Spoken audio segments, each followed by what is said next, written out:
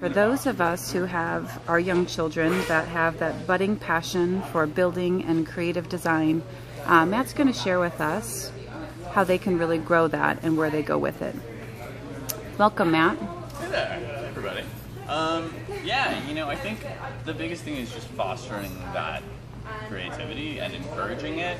And honestly, some of the guys on the team here kind of still are those little kids. Like, they've never lost that sense of imagination and wonder and the desire to create and build. And so, we try and foster that here as a company, but I think anybody can do that on their own, and some of these guys who are kind of little kids also have little kids, and so it's this very cyclical thing where they would be doing this kind of thing on their own anyway, regardless of whether they worked for the Walt Disney Company. And I think, the first thing is encouraging that kind of creativity and letting people create and build and use their imagination. And, I feel like we live in this world now where there's so much stimulation and there's so much stuff coming in and there's so many things that are regimented. Here, sit down and do this and play this game, or, do this thing and that thing.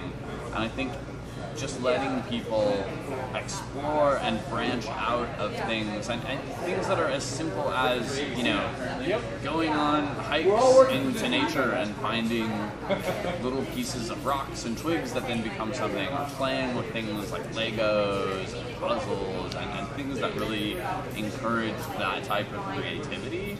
And then, specifically in the video realm, so many things are possible now that weren't possible 5, 10, 20 years ago, because you can go get a camera. Everyone has a camera on their phone.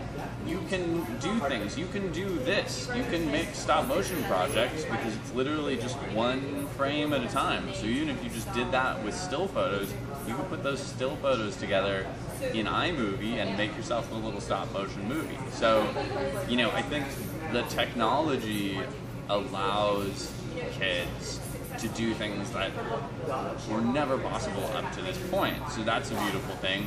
And then the next part is just, making the time to encourage that, to let people have that abstract creativity. I think the metaphor works for here as well, which is we're a giant company and there's certain things we have to do. We have to make a profit, we have to do all these things, but at the same time we're a company that's all about creativity and about innovation and branching out, and that's how all of the Walt Disney magic over the years has been born. It's been born out of people sitting down and saying, I want to do something different, I want to explore and create.